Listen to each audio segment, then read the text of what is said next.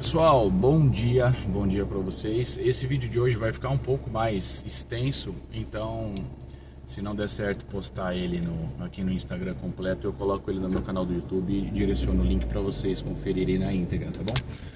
O assunto de hoje é para fazer vocês pensarem um pouquinho na diferença entre quebra de gordura e oxidação de gordura, ou seja, queima de gordura. Será que quebra e queima são a mesma coisa? E eu pergunto isso por quê? Porque vários suplementos que existem no mercado, e existem algumas propostas bastante tentadoras nesse sentido, eles visam aumentar a taxa de quebra de gordura, ou seja, a lipólise, né? Agora, quebrar a gordura é uma coisa, né? Lembrando que as gorduras no nosso corpo, no nosso tecido adiposo, elas são estocadas na forma de triglicérides, tá? 3 ácidos graxos e mais um glicerol.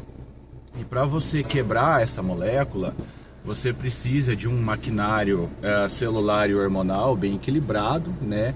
E um dos apelos da maioria desses suplementos ditos lipolíticos, né, quebradores de gordura, indutores de lipólise, é justamente atuar, né, no estímulo hormonal, principalmente. A maioria deles acaba envolvendo a questão da adrenalina propriamente dita, né, o estímulo adrenérgico, vamos colocar dessa forma, na célula adiposa, induzindo uma quebra dessa célula. Então a gente tem lá o triglicerídeo, ele tem que ser quebrado em triacilglicerol, tem que ser quebrado em diacilglicerol, monacilglicerol e tal. E aí esses ácidos graxos livres, eles caem na corrente sanguínea. E qual que é o grande problema, o grande X da questão aqui, que talvez vocês não estejam atentos ou não saibam, que o excesso de ácido graxo livre, ele induz um processo que a gente chama de lipotoxicidade. A lipotoxicidade nada mais é do que uma disfunção metabólica celular a nível bioquímico, a nível estrutural, que acaba fazendo com que a nossa homeostasia, né, com que o nosso equilíbrio metabólico, ele ocorra de uma maneira incorreta. Então, quanto mais ácido graxo livre eu tenho na corrente circulatória, mais inflamação metabólica eu induzo, mais resistência hormonal, principalmente se falando da insulina, eu induzo, e mais mitofagia eu induzo, que é a morte celular das mitocôndrias. No nosso processo de formação do tecido adiposo, só para vocês terem uma ideia, a gente tem 2 processos principais a partir do pré-adipócito. Você pode ter a hipertrofia desse adipócito, onde ele cresce em volume, e você pode ter a hiperplasia do tecido adiposo, onde ele cresce em quantidade de células. Qual que é a grande diferença entre um mecanismo e o outro? Quando você tem um processo de hipertrofia do tecido adiposo, essa hipertrofia do tecido adiposo, ela cresce, e dentro desse processo de crescimento, a célula adiposa, ela se inflama e ela perde grande parte das suas mitocôndrias. Então ela tem uma capacidade oxidativa, já puxando o link para a próxima etapa do vídeo, reduzida. Lembrando que oxidação significa queima, significa queimar. Beta-oxidação é queima de gordura. Então, esses adipócitos inflamados, inchados, hipertróficos, eles acabam sendo adipócitos hipofuncionantes, tanto no sentido de capacidade de quebra, quanto no sentido principalmente aí de queima e oxidação de ácidos graxos.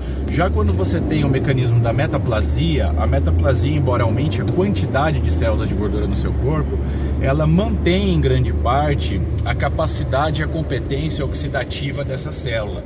Lembrando que quando a gente fala em mitocôndria, além da questão de oxidação, a gente está falando na capacidade antioxidante da célula também. Então ela é uma célula com uma característica inflamatória menos importante. E isso é interessante por quê? Porque se eu quebro gordura demais e eu não tenho uma capacidade oxidativa satisfatória, essa gordura, além de você induzir esse processo de lipotoxicidade, você inflamar o seu organismo, induzir resistência hormonal, causar disfunção metabólica, além dos danos estruturais, né, a gente também tem a questão da reesterificação, né, ácidos graxos livres em triglicerídeos de volta. Então é aquela história que o pessoal costuma dizer que a gordura só muda de lugar, entendeu? É mais ou menos por aí. Não é bem assim que funciona, mas é mais ou menos por aí para vocês entenderem.